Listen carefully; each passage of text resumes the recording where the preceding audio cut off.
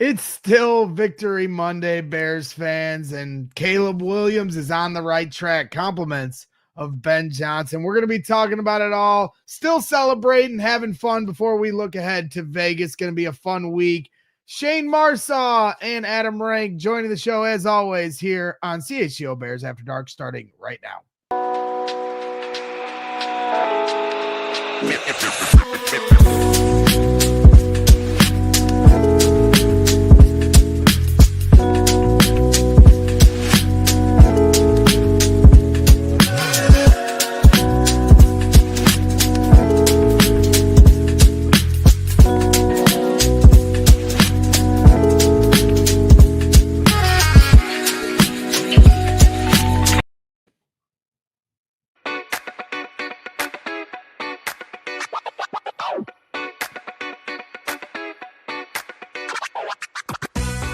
Welcome back to CHGO Bears After Dark, presented by our good friends at Circa Sports Illinois. Download your new bookie today at circasports.com.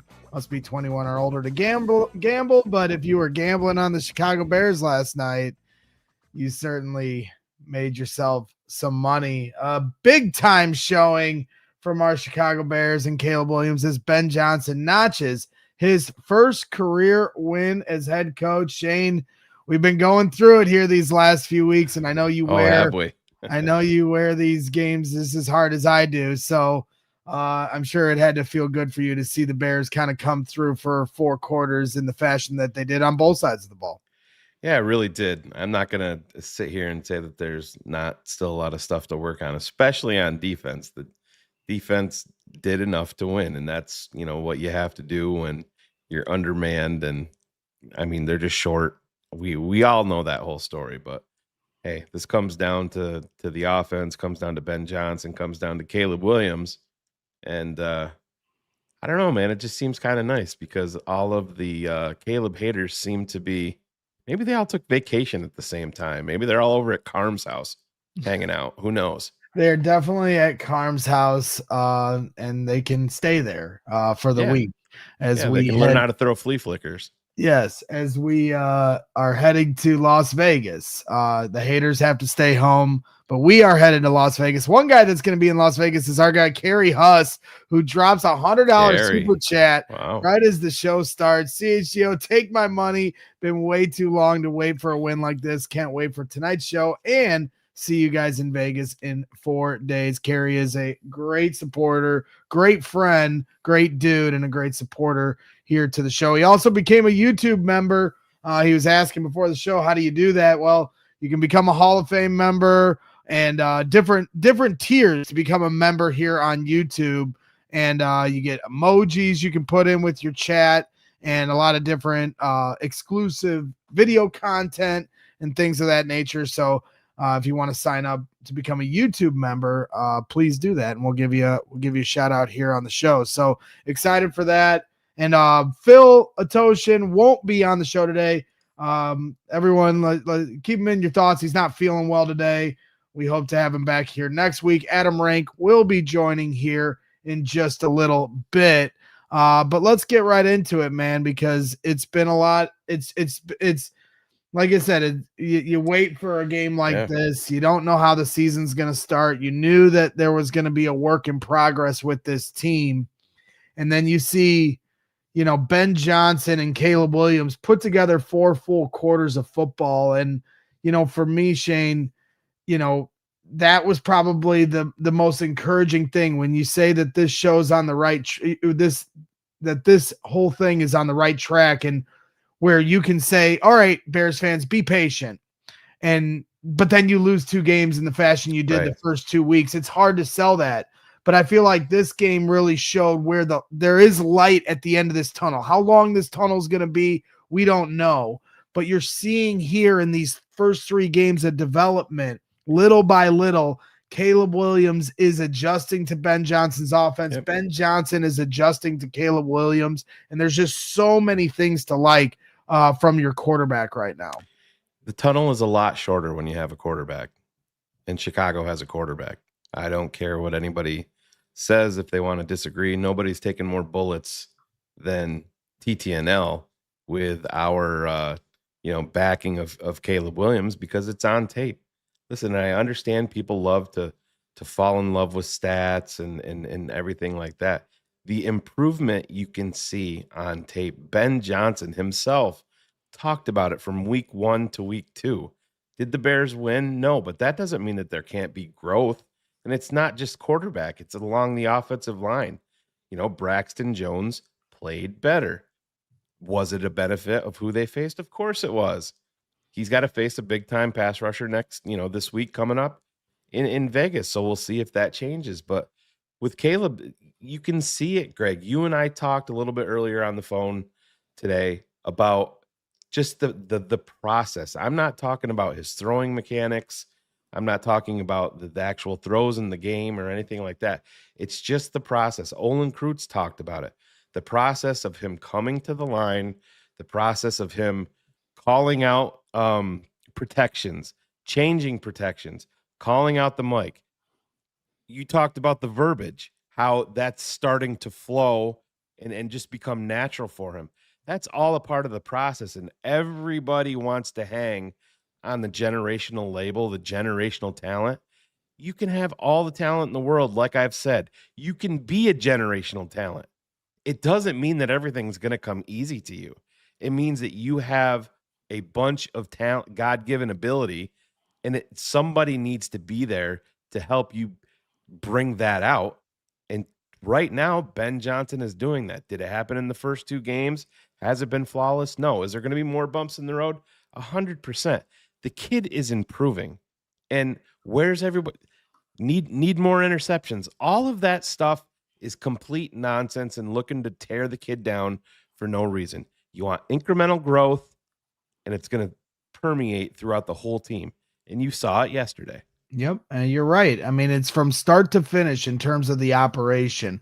When they get out to the huddle, I mean, being on the national, broadcast for Fox gives you some advantages, and I feel like some different camera angles that you don't get when you're the D team that we're going to get when we go to Vegas here coming up on Sunday. It's a different broadcast crew and a different way they kind of send out the content to you. So like to your point, when you have the overhead view of them inside the huddle and the way Caleb is reciting the play to the guys, there's 20 seconds on the play and clock. He's not looking down at a wristband, right? And he is looking at each guy. He's saying it. You can just see that he's specifically saying it so everyone hears it the right way.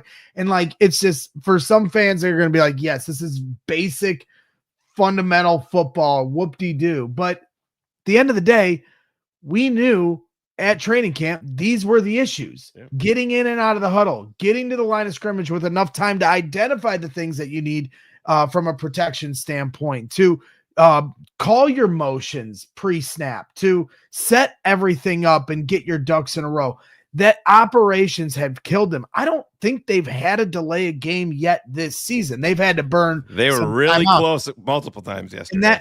Well, the one time in particular was the one time they didn't get out of the huddle cleanly. Mm-hmm. And it was the one time that Caleb, I thought, I guess he has to call the motion, but he called it with like 1 second on the play clock. I'm like, no. And for whatever reason, they didn't call delay game. Maybe the play clock at the stadium was different.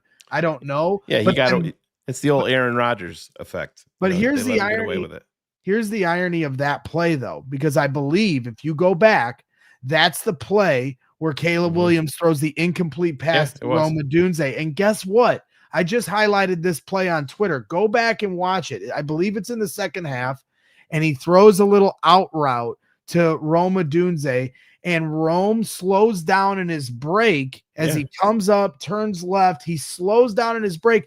Caleb actually put the ball on time. Matt Waldman, who both of us are huge fans of, highlighted how Rome slowed down his break, that this was actually a good ball. Even Tom Brady on the telecast, and Tom's not perfect, but Tom said it was hey, you got to hit that throw. Well, actually, in real time, you're not seeing him throttle down. Listen, Tom Brady's a quarterback, and guess who Tom Brady's watching?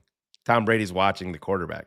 He's not seeing Rome throttle down, and you're 100% correct. And that guys like Chris Canty, guys that are anti Caleb are going to put all of that on Caleb because why? Because tape is critical in any analysis rather than just piling on. You're 100% correct, Greg. Well, and the thing that's great about it is, like, to me, of all the completions and all the touchdowns, that might be the play right there that shows the incremental improvement from Caleb Williams about playing on time, getting the ball out at the top of your drop, getting the ball out on the right hitch. And those are the things that Ben Johnson talked about today. Yep. And maybe it's that incomplete pass that really puts that on a highlight.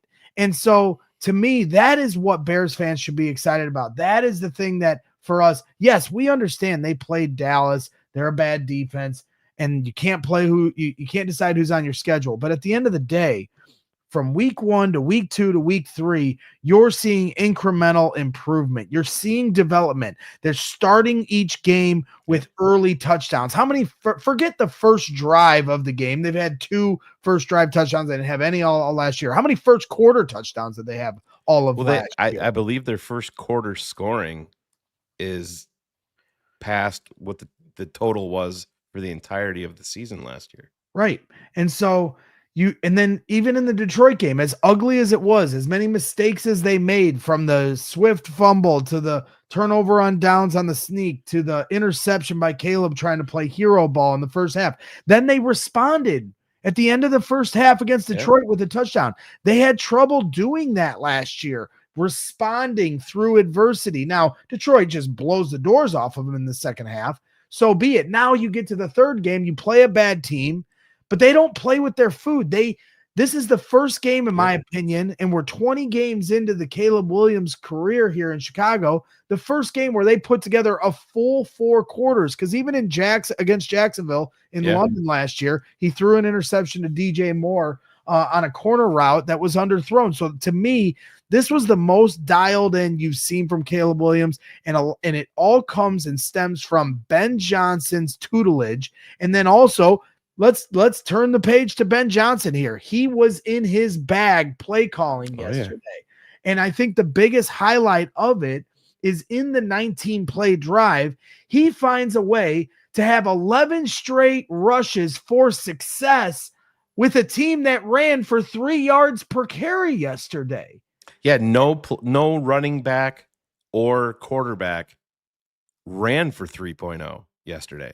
They were all under 3. And yet he still had 11 straight run calls, as if we have Jason McKee and Thomas Jones in the backfield, and we're running down the Saints' throat in the NFC Championship. Go back and watch that drive. Yeah. They knew they were running the ball on multiple down and distances, and yet they did it anyway. And that is the statement of a team that's saying, we're going to beat you no matter what they're like, against your will. And if you watch Detroit the last few years, you can talk about all the explosiveness all you want, but the foundation is about running the ball, and they still have a long way to go to figuring that out. But seeing Ben Johnson's creativity on that 19-play drive to get the run game going, to eat up the clock for 9 minutes, it showed just why you pay a guy like that $13 million, and just how lucky we are that this guy is here in Chicago. And do you remember what the Bears' first 2 drives, the last 2 games, were coming out of halftime? They're both 3-0. Right. And followed up by what we saw yesterday. That's what it is. Greg, the NFL, and you've heard Phil and I talk about this for years. It's all about attitude. It's all about confidence, especially with a young team and a young head coach, first-time head coach. You look at the Bears, they have all of this youth on offense, explosive youth, and it takes one spark to light the fire to get these guys fired up. But again, we've been here. I can go back to John Fox when the Chicago Bears played in Lambeau. I believe it was on Thanksgiving night. The Bears went into Lambeau, won the game, and this is when John Fox hadn't been here too long at that point, and we're like, all right, here's the turnaround. That was the game we needed to turn it around. Now this is where you're at, and you see Ben Johnson coming out and mentioning that the Bears are an underdog, going on the road. He's just like he did, our practice isn't up to championship standard. He's doing that for a purpose, to send a message. Just like Brad Biggs writing in the column this morning that Braxton was going to be benched if he didn't step up. These guys are bought in to Ben Johnson. Greg, when you and I were talking earlier about the locker room aftermath, and Brendan Shagru it was a great job by Brendan putting together that little clip of Flus's first win versus Ben Johnson. It's night and day. It's black and white. Yep. The difference, there's complete buy-in. The offense, defense, all of these guys believe in Ben Johnson, and they're believing in the quarterback. And now it's time to get to work. Can't go to Vegas and lay an egg. Nope. It's an opportunity to get back to 500, but you're 100% right. When you watch that locker room video, it's night and day compared to the rally cries that Matt Eberflus tried to impose on his teams. And Ben Johnson said, good, better, best. Never let it rest until your good is better and your better is best. And you could see the team getting fired up for that. Certainly fired up the fan base to have that kind of emotion in the locker room. We also got fired up at CHGO. We dropped this shirt this morning. You can get your good, better, best shirt from our store. And we appreciate everyone jumping on board, man. I mean, we have a bunch of great designs, and this one just dropped. So if you want your good, better, best shirt, head to our store. If you become a diehard at allchgosports.com/diehard, you get a free shirt out the gate. So that could be the shirt you get. So we appreciate everyone hanging out. Please hit that like button. We're going to take a few minutes to thank our sponsors. And when we come back, Adam Rank from NFL Network will join the show, and we're excited to hear how excited he was after a victory Monday. So we'll continue that Bears conversation here just in a few minutes. Whatever the sport, the app to bet is Circa Sports Illinois. Circa Sports, it's sports betting the way it should be. Circa Sports Illinois has high betting limits, low holds, and exceptional customer service. Bet on all your favorite teams in every game this season. I'm talking spreads, props, futures, or in-game. Circa Sports has it for you. Fund and bet like a pro from anywhere, anytime in Illinois. Obviously, week 4 of the NFL season's coming up. You got MLB playoffs right around the corner. The Cubs are in, so make sure you throw down your bets on the Chicago Cubs, and maybe the Bears can find their way to 500 in Vegas. Make sure you're finding your way to some money with our friends over at Circa Sports Illinois. Download your new booking today at circasports.com. Must be 21 or older. Gambling problem? Call 1-800-GAMBLER. And then, of course, if we're giving a shout-out to Circa, and that means they're going to give a shout out to our trip coming up here over the weekend. That's right, guys. We are heading back to Viva Las Vegas. Compliments of our friends over at True Fan Travel. Got a lot of really special events coming up. You know, when we talk about Circa Sports, Friday night, we get in Friday afternoon. And I'm telling you, Friday night, you can come out to Circa Stadium Swim. Everyone's all seen the pictures of the amazing Stadium Swim where you can watch all the games. There's pools out there. We're going to be there Friday night, and that's the start of our trip with True Fan Travel. And then we've got events on Saturday night, Sunday. If you go for the tailgate before the game, go to truefantravel.com, sign up. You can hang out with the entire CHGO Bears crew before the game. So don't miss out on an incredible experience. And go to truefantravel.com to book your tickets now. And, hey, we'll also be doing live post-game shows after the game, live shows on Monday at Mandalay Bay. So hope to see you at Vegas. We can't wait to see you. Shout out True Fan Travel. That's right. Shout out to True Fan Travel. And shout out to all you here in the chat. Appreciate everybody hanging out. And shout out to our guy, Adam Rank.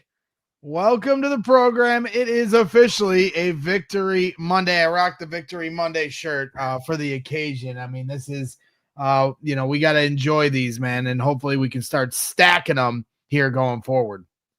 Yeah, that's what we want to see is stackable wins. I do want to also say for anybody who's going out to Las Vegas this weekend, Friday and Saturday night, if you go to the Golden Gate, they have this promotion called The Night Starts Here, 6 p.m., both nights, open bar. Like it's just an open bar. Like it's not a, you got to sign up for their players club or whatever, but like it's open bar. The night starts here. Derek Stevens, the owner of the Circa, is very, very much invested in this. And the Golden Gate is one of my favorite properties in all of Las Vegas. I'm almost to the point of like, am I coming out? Because like after week one, I canceled everything. I'm like, I'm not doing this. I'm not going to go out. And then after the second week, you're like, yeah, of course. Now it's like, oh, am I going to do this? Is this really going to happen? I'm very close also to trying to figure out a date to actually come out to Chicago, because as much fun as it is to go to Arizona and SoFi, obviously, they don't play in San Diego anymore, San Francisco and all that stuff. I actually want to go to Chicago for a game. I'm tired of like seeing them be the road team. I'd love to see them once again as the home side, but like this is an exciting time for the Chicago Bears. And I know a lot of people have pointed out, like, why is this? And I'm sorry, Shane, I'm just going into a monologue. I know a lot of people asked me, they're like, why is this different from when Mitch Trubisky threw six touchdowns against Tampa Bay, or Justin had a great game, or even last season, where they're coming off the London victory, where you're like, we're back, baby. I truly believe that the coaching is what matters. And I think that what we've seen over the first 2 weeks of the season is laying the foundation of a quarterback who continues to improve, who continues to get better, who continues to make great plays. And one of the biggest illustrations was, because I was talking with Stacey Dales about this, and she kept going on and on about the flea flicker and like how this is an important play and all this stuff. And I said, you want to know what actually Tom Pelissero cut me off before I could make this point? So I'll make it here. The one thing about the flea flicker is like that toss back from DeAndre Swift was so horrible. Like, is he playing slow pitch softball? Like, what is happening with that? But Caleb didn't rush the throw and didn't panic. And that, to me, the tempo of that pass was one of the most impressive things, because he didn't rush it. He didn't get rattled. He just went out there and threw an absolute dime to Luther Bird in the third. 62.1 air yards too. Yeah, I thought he wasn't good throwing the ball deep. That's a pass your backup's not making. I'm sorry, Carm, but that's just a stone cold fact. Yep. I mean, 62 air yards on 2 passes, but one. Does Carm get to celebrate? Do you allow him to enjoy this? Because I don't know. I feel like you shouldn't be able to let him enjoy the moment. Like, you can't be, I don't know. You can't be the person who thinks that Tyson Bagent is better and then be like, oh, look at Caleb Williams. Yeah, I don't know. We're only letting him go so far with it, but he's having his fun as he always does. He thinks he's the quarterback whisperer, but we'll let him continue to think that. Kerry Huss is heading out here, but he drops another $100 super chat. Jesus. The man is crazy, but we got a lot of love for Kerry Huss, and we appreciate you saying, gonna duck out to watch the Lions get smacked tonight. Thanks to Rank for the convo and the photo in Arizona last year. Can't wait for the Vegas trip. Braggs, can't wait to see you again, my friend. Fountain diving, see you again soon, brother. And appreciate you, Kerry. Definitely gonna be some late nights in Vegas here coming up, starting on Friday. And if anybody's in Vegas, we will be at the Circa Stadium Swim Friday night to kick things off. But should I go? I can't go. I mean, yes. The answer is yes. You should go. I got to see what time my latest soccer game is on Saturday. Okay. Well, we'd love to see it. If I can't make it there before 6 p.m. on Saturday, I don't want to go. That's about a 4-hour. Oh, now there's traffic. About a 4-hour drive. We'll see. I'm thinking about it. All right. Well, don't tempt me with a good time. You're always welcome with us, my friend. So, yeah, it's exciting. And you're 100% right, Adam, when you talk about the coaching on this team. I mean, really on both sides of the ball, right? Yeah. I mean, the defense, it looked like it was going to be a shootout. And then the adjustments that you saw from the defense, they get 4 interceptions. I mean, they had to hold the line pretty tight. There was certainly some drives that could have been resulted in scores, but ultimately the Bears did the bend but not break, maybe Lovie Smith type thing where you get give up some yards, but they ultimately resulted in turnovers. And, Dak Prescott, was also playing a bad defense. For all the talk that Caleb Williams was playing a bad defense, well, so was Dak Prescott, and he's been in the league a lot longer, and he wasn't able to get the kind of numbers and touchdowns that the Bears were able to produce.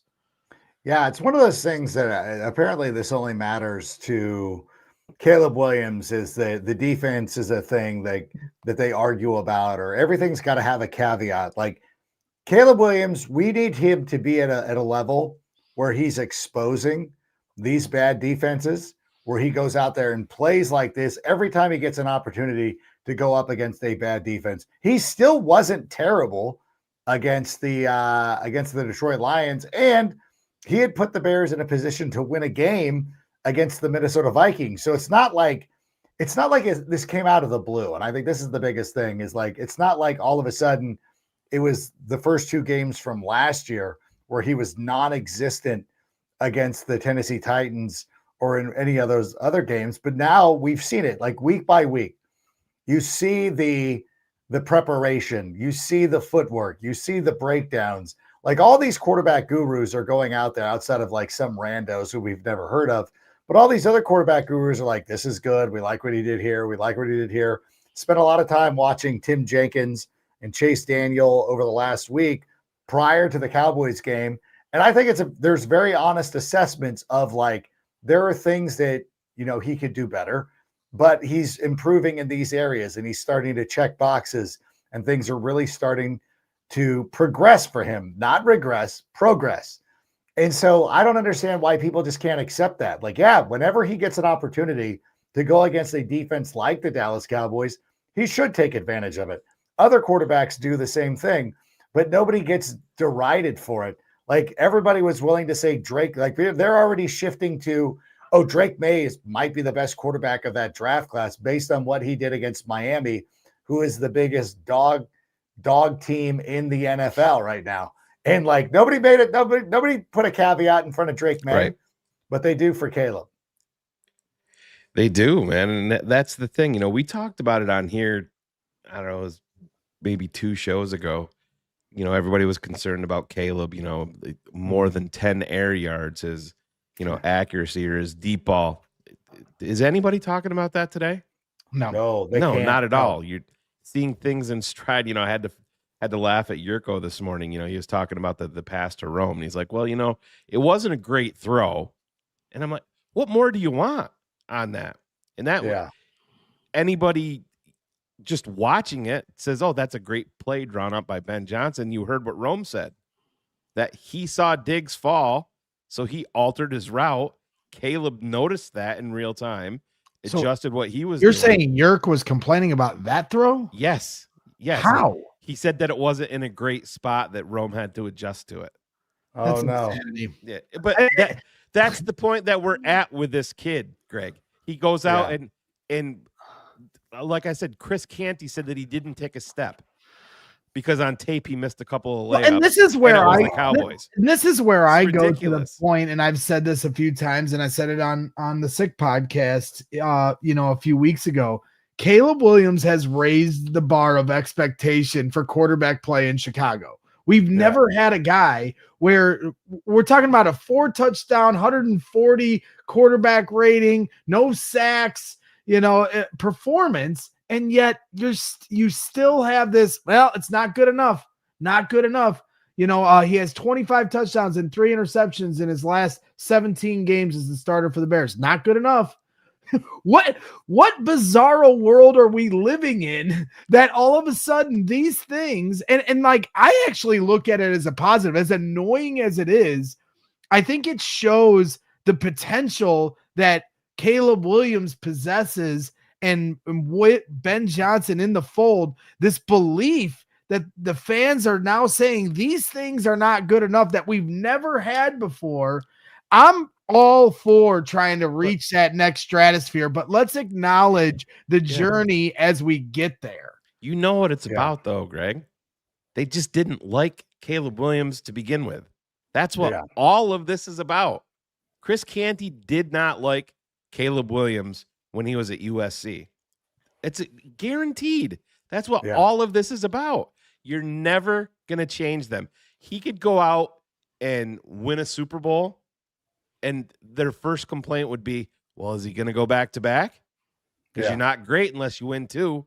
That if he threw 40 touchdowns this year and threw 5 picks, they would focus on those 5 picks were horrible. He was out there playing hero ball. They just don't like the kid because they have other issues in their life personally that they're holding it against Caleb Williams for the things that he does. Fashion, painting his fingernails. Who cares? Go out there, produce on the field like he has, and he's got warts and things that he needs to figure out. Obviously, but he's progressing. That's exactly what you want from a rookie or from a second-year quarterback, first year under Ben Johnson. Adam, what was your reaction to Luther Burden to the end zone? He gets 101 yards on the day. Luther Burden breaks out for his first kind of welcome to the NFL moment, and showing the talent that this guy possesses. I mean, the amount of weapons this Bears team has, and now you bring Luther Burden in to the fold, and he's in the locker room talking about nothing I love more than the end zone, and like still screaming about it afterwards. I know you love big time playmakers, and it feels like the Bears have one in Luther Burden. No, and I know for a lot of people who play fantasy football or things of that nature, they really hate when the ball gets spread around. You want one guy who's getting peppered with targets all the time, that's very predictable, that you can count on. But one of the great things about this Bears team, and why I was pretty reticent about even exploring the idea of trying to trade DJ Moore, is that there are 4 guys that scored touchdowns yesterday, and still, DeAndre Swift could have been one of them. Colston Loveland, before he got injured, could have been one of them as well. And that's what you want to see. You want to see a well-diversified offense that can go out there and beat you in a number of different ways. But it's different from, from when you look at like the Green Bay Packers. The Green Bay Packers, like they're doing it with like a bunch of mid-card guys. Like sometimes in wrestling, when you run out of things to do and you have guys who are talented but aren't like main eventers, who aren't like awesome, like you're just like, let's just put them in a stable together and see if they create something. But you always need to have that sort of alpha dog. I think the Bears are developing their alpha dog. It's going to be Rome Odunze. He is going to be the leader of this team, of at least the leader of the wide receiver room. And then you have a lot of other guys who factor in as well. And I like DJ Moore in his role that he's doing right now. And I love the fact that, watching Caleb Williams screw around with him on the sideline when they're winning, because DJ is just one of those guys who just doesn't want to smile, almost sort of grumpy, like, are you ever happy, like type of thing, which is great.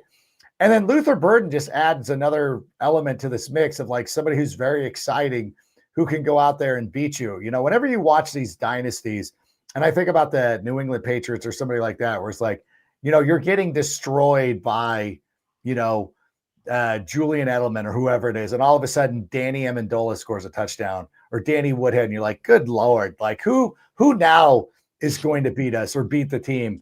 Like that's what you want out of the Chicago Bears. And I think it actually goes back to why they drafted Colston Loveland this year, why they drafted Luther Burden III. And I know a lot of people have chirped about it, but I think we're going to start seeing over the next number of weeks how awesome it is to have that many options available to you.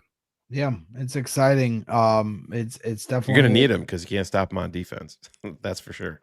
Yeah, I mean, that's fair. I mean, like that's no, I get it. I get it. You can't do it all at once. You're right. It's so anti-Chicago Bear like that, this plethora of weapons that I don't remember. I mean, you go back to Martellus Bennett and those guys, but this crop is deeper that we have now. Yeah. Well, the one thing I love too is like with I know that this Cowboys offense is, I know that CeeDee Lamb got hurt. I know this Cowboys offense is really good. Like they do have good pieces, but I think one of the most telling aspects of that game was Tyreek Stevenson talking about Javonte Williams. And I think it was Courtney Cronin who posted this, where she asked him, how were you able to get the ball from Javonte Williams? And he's like, he didn't want it. I could just tell when he was running with the football, he didn't want it. And a lot of the issues that the Bears have can be made up for with an attitude like that, where the guys are starting to play out of their heads. And I think too, what we're going to see last week against Detroit, losing Jalen Johnson and TJ Edwards during the game, I think is a big factor as opposed to going into the game knowing that they're not going to be available to you. And you're like, okay, I'm going to step up. In the middle of the game, you're like, Christ, I got to sit here and work with these guys who haven't been working on this. Give them a couple of days of practice to go out there and figure it out. And I think we're going to see it. And so as everybody was dragging Dennis Allen after the Detroit game, and okay, that's fine. People are going to do that. He is still a very well-respected defensive coordinator in this league. He's going to figure out a way to make these guys successful. And eventually players will start coming back and we're going to be a lot better defensively. And if we could start seeing some things out of the guys that we haven't been expecting much from Dom Robb or anybody like that. And God, Sewell's played so well. Yep. Like just watching him go out there and play, getting the opportunity to develop those players. I know too, I saw a Cowboys fan post this about losing Al Harris. And I think that's another thing. Again, week 2, I think it was a bit premature for us to expect the effect of that coaching staff to really take hold. But as we get into the next couple of weeks, and it's got to start here in Las Vegas, we need to start seeing the results of that coaching staff really working with this team. Yeah, it's an exciting thing, at least for one day we get finally some positivity in our lives. It's been a tough few games, but you're seeing the light at the end of the tunnel and the belief that Ben Johnson is the right man for this job. And I think that really was highlighted by the locker room speech after the game and seeing how excited the players were for Ben Johnson. We got a few more super chats that rolled in here. Kafalo 84 $5 super chat saying Rank needs to be in Chicago for the Pittsburgh game, last Aaron Rodgers game. What's the date on that? What is the date on the Pittsburgh game? Because one of the ones that I was thinking of is December 14th. December 14th against the Cleveland Browns. Yeah, one of the reasons why I gotta do it because Pittsburgh is November 23rd. Yeah, I don't know if that works. Thanksgiving area. Yeah, dude, that's gonna be that'd be a real easy. Nobody likes Thanksgiving, so to the family. Be fine if Good Lord.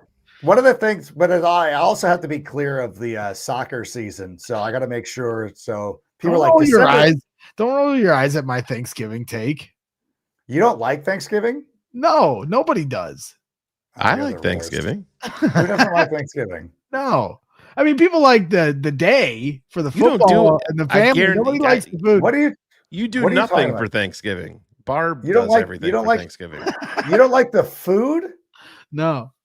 You don't like having stuffing. It's the only time that stuffing's ever available, and it's the greatest. I'll take one plate. I'll eat it, but it's not good. And then like people act like, oh, I'm gonna have leftovers for days. I'm good. One plate, that's good enough. There's a reason why it's only one day a year, and the rest of the year you eat steak and chicken like normal people. You know what's funny is I got to bring my own bread every year because like I don't trust people with the bread, so I bring my own bread and I make a sandwich with turkey. The what do you call the cranberry sauce and the stuffing, and it's amazing. But it's just but I got to bring my own bread. But I'm sort of with you. Like people do get a little crazy and they're like, hey, there's this green bean casserole. You're like, whatever. I don't want that, but like give me the cranberries and stuffing. Like I'm into it. What is it? Plus people like it. What is it with the bread though? What's that all about? You got to have good bread. Like people just they take the easy way out with their bread. They Eberflus the bread. You know. You got to go out there with the preparation and put a mindset into it. And you got to have something that's going to accentuate the cranberry sauce. Go to your bakery. There's tons of bakeries around here. Well, I have set the record for my Thanksgiving bit that I do every year. It's a real feeling I have towards the holiday, but normally I save this bit as we get closer to Thanksgiving to trigger everyone. And I'm sure I'll bring it back here later in November.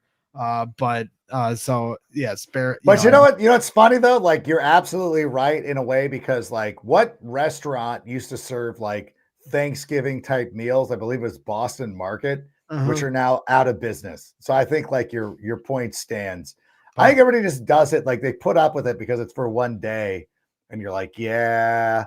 But I'm just saying, like people in my family like Thanksgiving to the fact that I can't get out of it. I used to actually really love when I had to be in the studio on Thanksgiving. Anytime that, it was the best. the absolute best, because all I did was watch football. Yeah. At work with people who just want to watch football. I'm not competing with a bunch of people, because I always have I got to say, somebody in the family always has to show up every year and be like, I don't like football. I'm like, I don't care. Like, you've announced it for the last number of years. I don't need to hear it anymore. Like, I got it. You don't like football. Here's the thing. Don't watch. Like, I don't go out there and they believe in things that I might not believe in. And I don't sit there and deride it. I just sit there and politely smile and be like, okay, cool. That sounds like a great story. Similarly, respect the football, please. Yeah. Well, as Robert Lee says, never trust other people's bread. That's Thank you. Said. I did Bobby Lee knows what I'm saying. I did take Addie to Texas Roadhouse last weekend, and she called me on my way back from the city, and she said, I want to go to dinner. And I said, where do you want to go? She's like, the place with the magical bread. And so we went to Texas Roadhouse, and, Texas Roadhouse, if you ever want to sponsor, these are the shout outs you get. And, when I got home, she was dressed like we were going to prom. So she takes the bread very seriously around here. So, we'll get into more stuff. No Bears on Thanksgiving this year. It is a Black Friday game against Black Friday game. It might as well be Philadelphia Eagles. So that's the leftover bowl, as we'll call it, maybe something like that. So, the Steelers game is before Thanksgiving. Yes. I don't know what day Thanksgiving is, but November 23rd for the Steelers game, then the Eagles game, November 30th. So, when we come back from this break, we can talk about some of these things, because you got the Raiders coming up.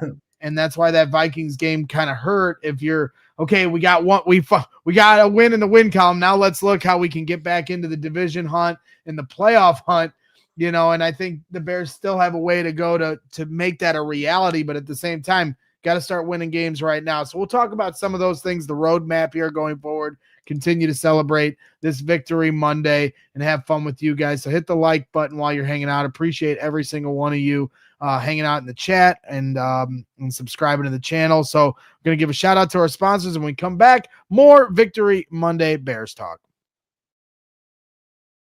Hey guys, now is as good a time as ever to become a diehard here at CHGO Sports. Head to allchgo.com/diehard to sign up. You get exclusive written content right at your doorstep every single day. Adam John's putting out amazing exclusive written content for you guys. Adam Hogue, Mark Carman, Patrick Norton as well. Those guys all do incredible work covering the Chicago Bears. You get a free shirt as soon as you sign up to become a diehard. You can pick from some of our different shirts on our store. That's right. There's some really great new designs for you at your disposal. And then, of course, if you do sign up, you also can get discounts on future merchandise purchases, and then, of course, events as well, including our tailgates, our draft parties, and everything else that comes in between.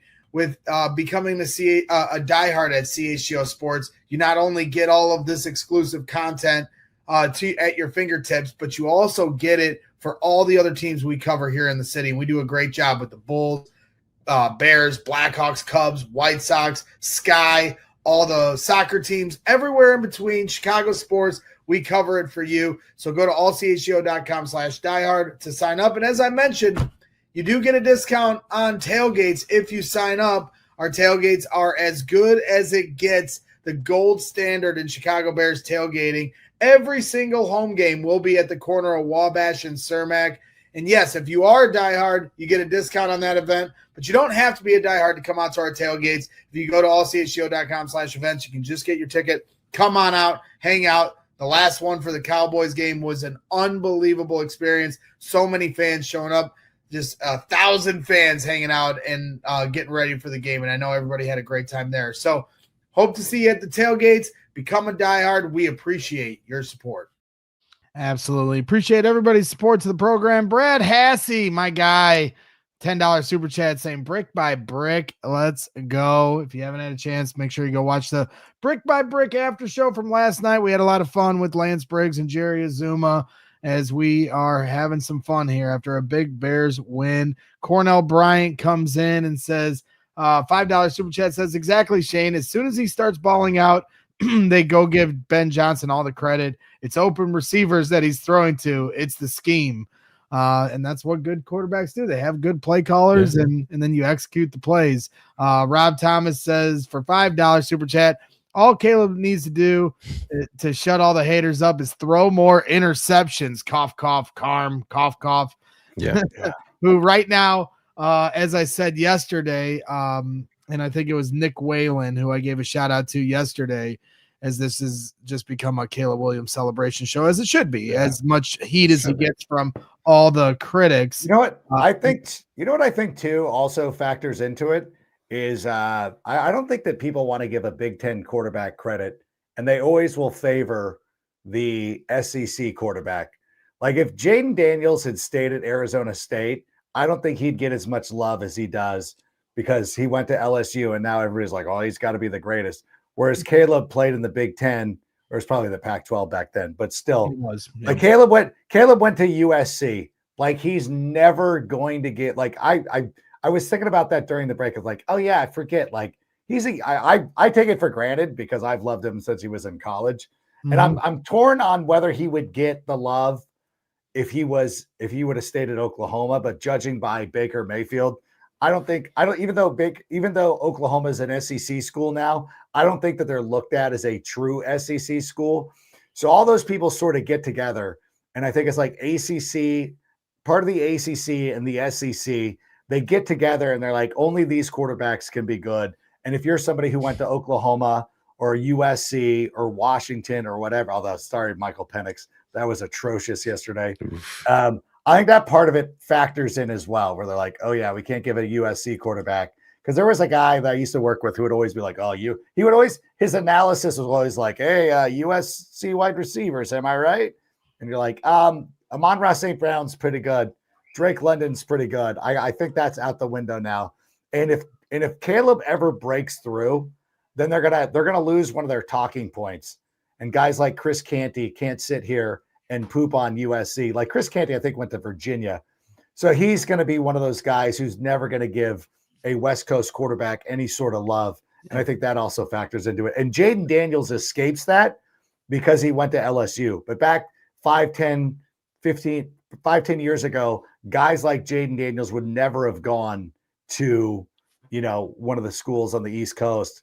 They would have stayed locally, would have stayed at ASU, and he would not be given any love whatsoever either. Yeah, Matt Nagy here in the chat says USC greats Mark Sanchez, Matt Castle, and Todd Marinovich. You're forgetting about Carson Palmer as well. Carson Palmer was pretty good, yeah. Nick Whalen from yesterday on Twitter. We talked about the last 17 games for Caleb Williams being 25 touchdowns, 3 interceptions. So now projecting here going forward for this season, Nick Whalen tweets Caleb Williams' current 17-game pace, 4,052 passing yards, 40 touchdown passes, 6 interceptions, 561 rushing yards, and 6 rushing touchdowns. That's his current pace. Long way to go, but it just kind of shows you that the sky is the limit for this quarterback under Ben Johnson. Carrie Huss, once again, you are cut off for the rest of this show, Carrie. I love you. Carrie! He's just dropping super chats like by the way, in here, and I'm by the sick podcast with it. No, yeah, he is great. And he says, "Sorry for leaving the show. More support from my favorite fandom. Bear down. We're gonna crush the Raiders. The Arizona trip broke me last year. Hoping for a very different outcome on this one. Crystal shots this weekend. Maybe a love affair will mold together with Carrie Huss and Crystal." If you Diehard come together, that's what CHGO does. Crystal's gonna kill me for that statement. If Carrie shows up on Wednesday to the Sick Podcast with Adam Rank and drops enough super chats, I might have to just make the drive to Las Vegas. You go. I might not have no other choice. Carrie is one of the nicest guys and a great supporter to what we do here and to all podcasts out there. I feel bad because I pumped them up last year too. I'm like, no, we're fine. Like we're going to rally against Arizona. We had Washington beat, blah, blah, blah. And then one of the worst games I've ever been to in my life. Yeah, Arizona was rough. The Bears fans are going to be taking over Vegas, and it's going to be a lot of fun to be there for it. So as we start to round third here on this show, let's try to, figure out some other things. I mean, we could just go on a Caleb Williams crusade the rest of the way, but I think there's so many other things we can also look at.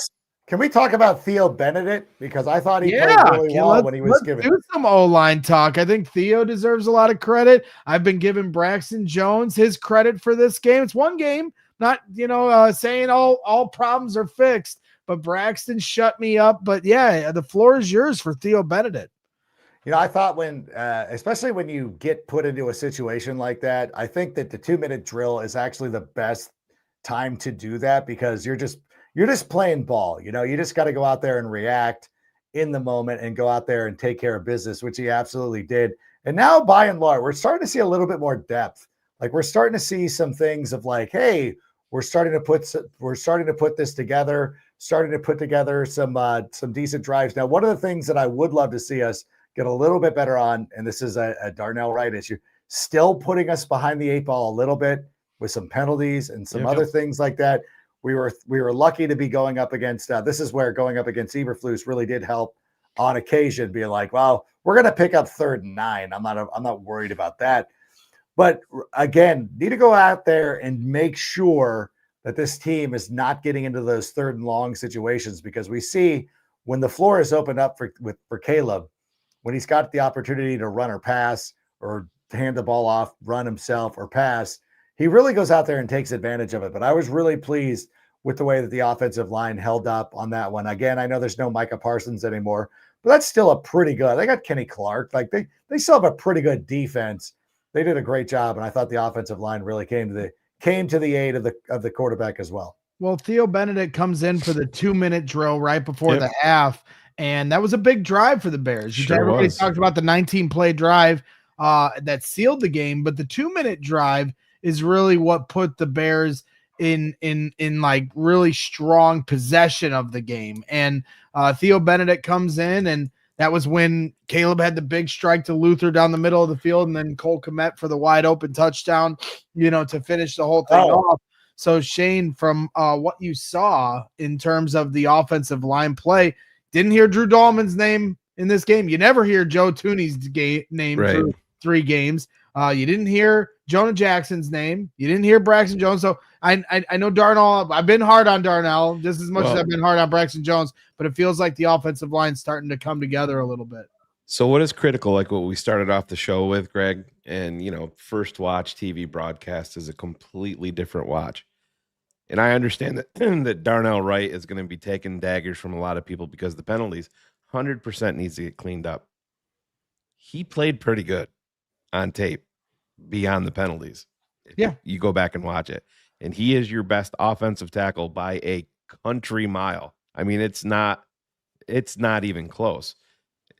Braxton Jones, like you said, you have to give him credit, from what he was on the brink of getting benched.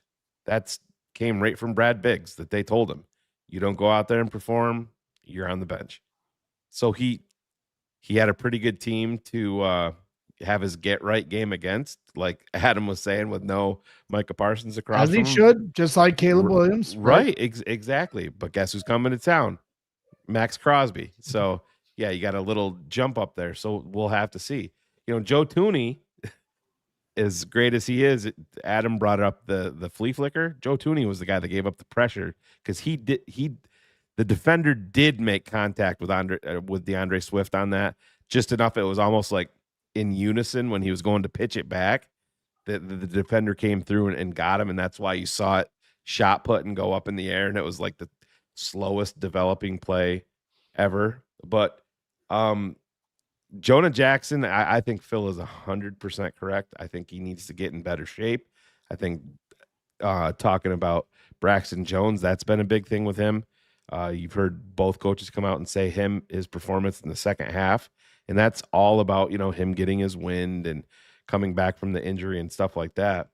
Drew Dahlman has really, it's hard to say underperformed, but he's had some really shaky moments on the offensive line. Did play better yesterday, but I think as we progress here a little bit more and more people watch the tape on Darnell Wright, his play penalties 100%. Would they say he's at 6 for the season? Yeah. And he had 8 all last year. That's a big problem right there.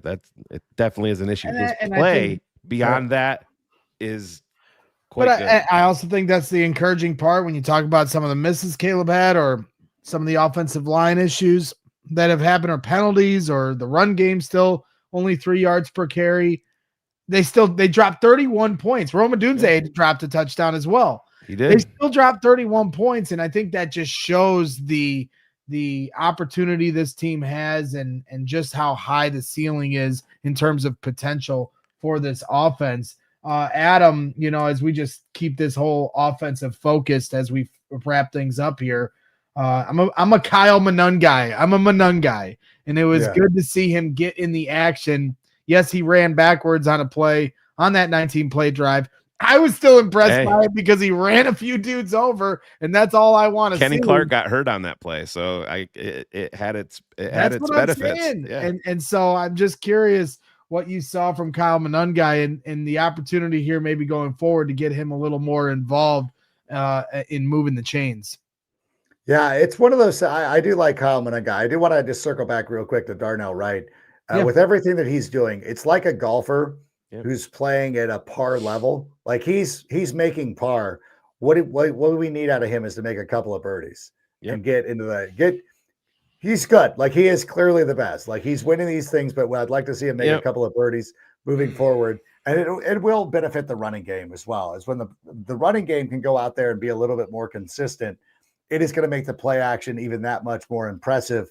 Kyle Manungai runs really hard. And it is impressive to see, and that's exactly what we want. And I thought DeAndre Swift is playing well too. And it's so fun to me because when you're not on the inside, but like when you're one of the insiders and you're looking and like, oh, who is this guy? Where I'm like, I've been telling you since he was drafted that this was going to be the number 2 running back for the Chicago Bears.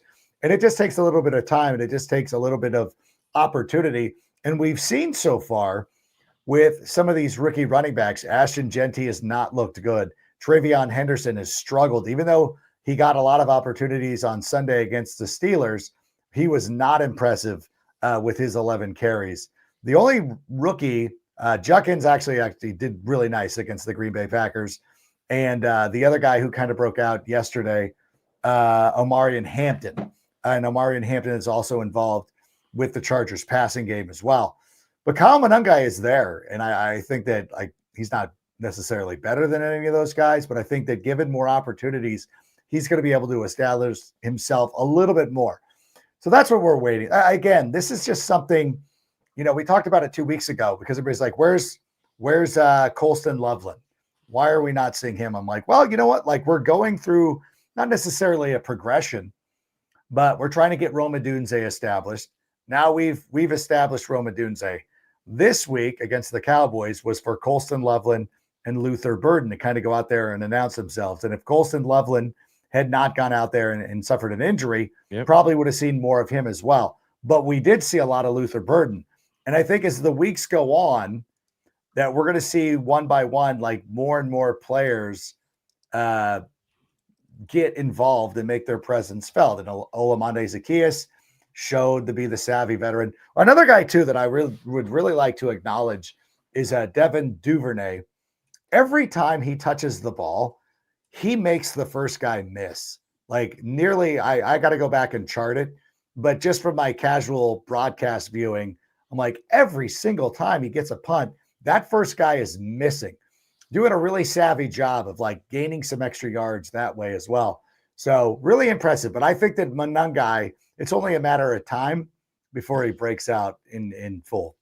Yep, certainly breaking out here against the Cowboys. Let's see if they can do it on the road, get their first road win of the season in Las Vegas as they take on the Raiders. It's going to be a fun one, and it's going to be interesting to see if the Bears can find their way back before the bye week, because they got this game here against the Raiders. Then you get a bye week before you take on the Washington Commanders on Monday Night Football. So that's even an extended week there as well for Ben Johnson and this coaching staff to kind of reassess, let some of these players get healthy. Most importantly, hopefully Kyler Gordon and TJ Edwards can return, get some reinforcements. I know Shane's kind of looking at the waiver wire for potential running backs that maybe the Bears could bring in, and who knows, maybe a pass rusher, because we didn't talk about defense again tonight, but I think they certainly still need some help in that pass rush right now. It's just not up to par. They did get to the quarterback a few times, so I'll give them their credit, but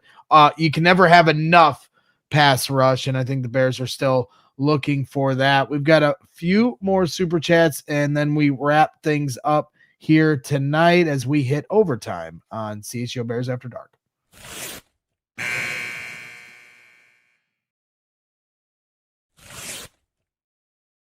Final few super chats here. Appreciate everyone bringing the support to the program here tonight. Really means a lot. You guys are the best. Nobody better than Chicago Bears fans. Kerry Franklin trying to entice you, Shane and Adam, to come for the Pittsburgh weekend. Kerry Franklin, $10 super chat saying, a night of melancholy and infinite sadness with Billy Corgan of the Smashing Pumpkins debuts November 21st, 22nd, and 25th, the Pittsburgh weekend. Shane, Phil, and Rank need to be in town. Bear down. That's actually not a bad call. If it is before Thanksgiving, I might be able to make that. Yeah. I picked the Cleveland one because it would be closer to my birthday, but going out there in fall, I guess December 14th is still fall. So, and I'm one of those guys that when I pick my one game for the year, at least when I'd only go to one, it got to a point where I was going to every game. But when I could only pick one, I always tried to pick the one that I thought they were most likely to win. If I'm going to spend all the money to do it. I tried to do that last year, and then I went to the New England Patriots game. It's certainly not an exact science. My science from 15 years ago used to be, okay, what week do the Bears play Detroit at home? That used to be the way. And now that's flipped. Detroit's certainly much better nowadays. So it's a little trickier. You've got some certain games that you kind of earmark. The Saints game, the Giants game, and maybe the Browns game was one that they earmarked. Look what happened to the Green Bay Packers here yesterday. They thought they had a win before the game, and that certainly wasn't the case. No, I was not doing it because I thought the Browns would be a pushover. I was picking it by the date. Still wanted to make sure I was going out in the fall, but also just a game that seemed fun. Yeah. I gotta work it with my NFL schedule too, because I actually want to do a thing where I would be able to do Fantasy Live on Monday from the Bears facility if we could make that work. Yeah, somebody was asking, Eric Beauchanton, Rank, when's the next fantasy football show on NFL Network? It's on every day. At 5 Central. Every day. Come on, Thursday it was at 4. It was on an hour ago. Yeah. Like, what are we doing? Big fan. God, yeah. Damn it. Big fan. Hey, I always get that. Like people will be like, I'm a big fan, Rank. Hey, how long have you had a beard? Oh, Giuseppe, who I'm gonna meet down in Vegas here. He calls me as soon as the Bears game was over. We're going live. We have a post-game show. You watch this. He's calling me like, dude, I gotta. So yeah, we're going live, but it's all love. Sorry. I mean to interrupt. I gotta run. I got keeper training for the kids. Today. So it's still light out here in California. Well, Carrie, before you go, Carrie Huss said, how much to get you there, Rank? And dropped another $50. He said it. Show up on the Sick Podcast on Wednesday, and we'll entice Adam to come to Vegas some more. No, he's too kind. Podcast. Yeah, he is a great dude. So, all right, take off. We're heading out of here as well. Hit the like button while you're hanging out, and we'll see you here tomorrow at 1 p.m. Central. Greg, real quick, one good stat to leave the show with. Luther Burden did that. 3 receptions, 3 yards, 101 yards, whatever it was. He did that in 17 snaps. Damn. Pretty impact. Pretty big time impact and some explosiveness for Ben Johnson. So enjoy the rest of your Victory Monday. Enjoy Monday Night Football with the Lions and the Ravens. We'll see how that one turns out. Thank you for everyone tuning in. Hit the like button. Thank you, Adam Rank and Shayne Marsaw and Phil Ottochian. We look forward to hearing from you next week. You're certainly in our thoughts. Hope you feel better, my friend. All right, that wraps things up. And as I always like to say, keep your head up and always bear down. Bear down. We all silly like the mayor.